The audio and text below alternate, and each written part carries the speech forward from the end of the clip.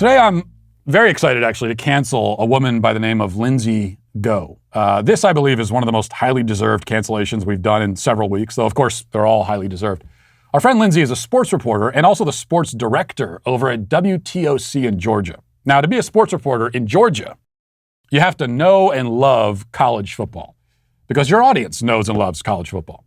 And part of loving college football is loving the atmosphere, the experience. Now, it's not for everybody, certainly.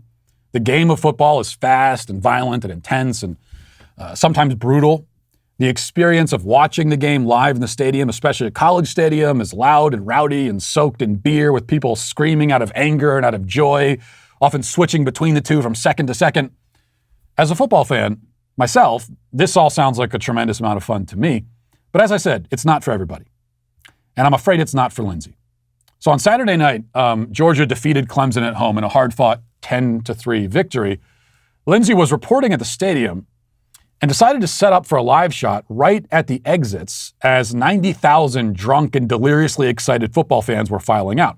She chose to set up her cameras in the midst of this swarm and then was less than pleased with the results. Later that night, she tweeted, "Got all kinds of violated during my first live hit by fans." She also claimed that she'd been groped, quote unquote. And she said after that the experience was, that she was stressed by the experience and startled and, quote, frazzled. But courageously, she assured the public that she was okay. And then the next day, as the nation waited with bated breath for an update from Lindsay, who was stressed and frazzled at the football game, she finally released the footage. Now, it's up to the eye of the beholder, or the beer holder, as the case may be, to decide whether Lindsay was in fact groped and violated, or whether she was simply greeted with the kind of boozy enthusiasm that literally anyone standing in front of a camera in that situation would have experienced. And that's up to you to decide, but let's watch the footage here. Here it is. Hello. Please don't touch me.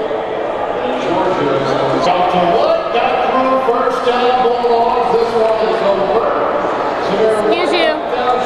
CLT.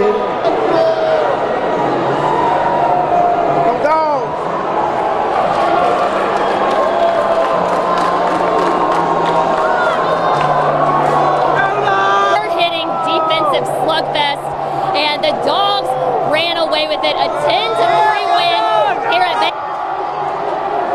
How long do I have? Please don't touch my equipment. Please don't.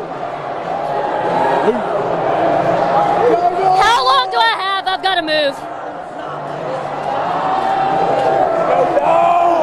Okay, I can hear you, but I'm moving.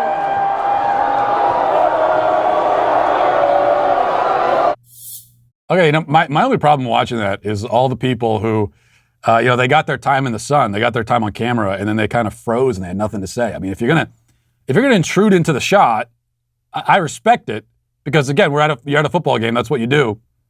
But you should have something to say. A couple of people they kind of stuck their head into the shot and they couldn't think of anything to say, so they just walked away. Now, as far as I could tell, only one person made physical contact with her by touching her on the shoulder. And as I always tell my kids all the time, you got to keep your hands to yourself. It is impolite to touch somebody on the shoulder like that when they don't want to be touched. But does that qualify as groping now? Has a person been violated because another person made non-consensual contact with their shoulder for 10 seconds? Or 2 seconds, really? If so, then we have all been groped. We have all been groped and violated thousands of times in our lives. And meanwhile, the stories of women who have actually been groped and violated are buried somewhere under this avalanche of brief, benign, non-sexual, incidental physical contact between human beings. As for the rest of it, Lindsay was encountering what, again, anybody who has set up any kind of camera outside of any college or professional sporting event has encountered. The crazy thing is you can see in her face from the beginning that she has no patience for any noise at all. She doesn't appear to want to be there to begin with. And as soon as people start walking past, she's fuming mad. But she's the one who set up the camera exactly where thousands of people will be walking. This is like a guy from the Weather Channel reporting live from the beach during a hurricane and whining the whole time because his hair is getting wet. It's like if I tried to make a phone call while sitting in the stands at a NASCAR race. Like, hang on a second. Hey, fellas, can you pump the brakes for a minute? I'm trying to have a conversation here. Of course, That's not to say that reporters can't or shouldn't report live from stadiums. It's just to say that they should be ready to match the volume, intensity, and exuberance of the crowd in the background. And I certainly don't want to claim that this is one of the reasons why men make better sports reporters. I don't want to claim that. So I'm not going to claim that. Instead, I'll just show you an example of how it's supposed to be done. Watch this. Well, it's been 644 days since the last time Williams-Brice did not have restrictions as to how many fans could be in their stadium, but that ends tonight. And while that ends, a new chapter begins as Shane Beamer begins his new era as the head football coach at the University of South Carolina. Hello, everyone, and welcome to the Frat Lots here at the University of South Carolina. I'm Mike Cuba, and it is game day, something Gamecock fans have been waiting for quite some time. And look, there's a lot of storylines we could talk about. We could talk about how Shane Beamer is making his debut. We could talk about how Eric Kimry, the former Gamecock quarterback who coached at him these last couple of years, is making his debut as an assistant coach. But perhaps the biggest storyline is the fact that you have a former grad assistant coach, Seth Nolan, weighing under center tonight as the starting quarterback. Earlier in the week, we had a chance to be able to catch up with both Seth and Coach Beamer. Wow. Now, that was Fox reporter Mike Uva, who, in fairness to Lindsay, Mike is putting on an absolute clinic in that broadcast that few sports reporters could fully match. And before you say that this was different because nobody physically touched him, here he is broadcasting from a bar during March Madness a few years ago. Here's a better example. Watch this. 8 seconds, 7 seconds, 5 seconds. Gamecock fans have longed to hear it. For the first time since 1973, USC is headed to the Sweet 16. Wow! It is unbelievable here at the Village Idiot and the 5 points. I am getting covered in beer. As you can hear, the fans are just absolutely loving it. Unbelievable. What a night. Unbelievable.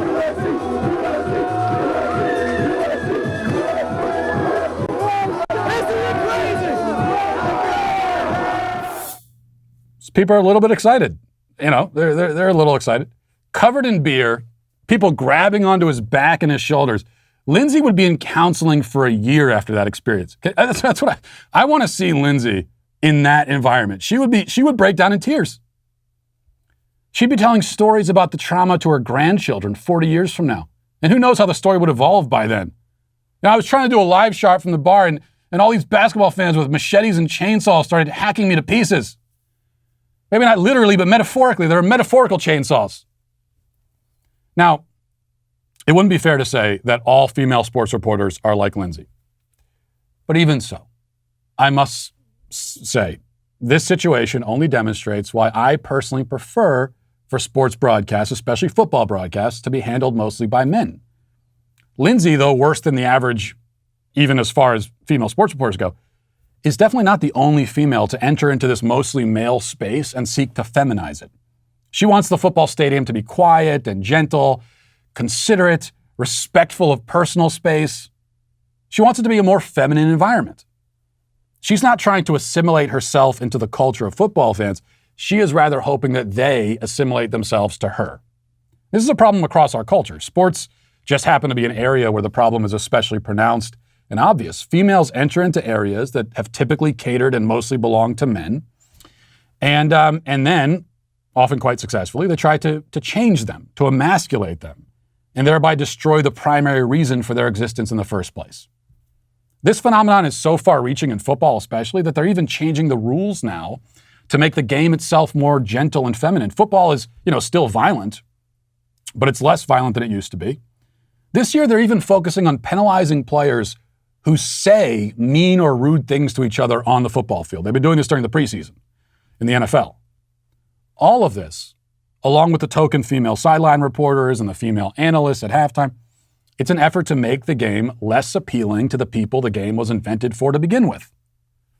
Now, meanwhile, it should be acknowledged, women are experiencing the same problem in the reverse. Female spaces are being invaded by men, often the most private spaces, like locker rooms, for example. But it's a different kind of invasion. Not better, it's actually worse, but it's different. Because the men invading female spaces do try to assimilate themselves, but they assimilate themselves too much. They assimilate themselves to the point of pretending to actually be women. And the effect ultimately is that women don't just lose their spaces, as men have lost ours, they also lose their identity in the process. So, it's a big confused mess, all in all.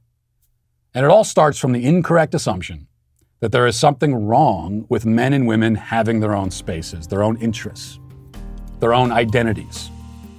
Sports reporter Lindsay didn't create this problem, but she is just one more example of it. And for that reason, she is today, I must say, canceled. Listen, hit that subscribe button right now. Do it right now. I thank you for your compliance. It is somewhat appreciated.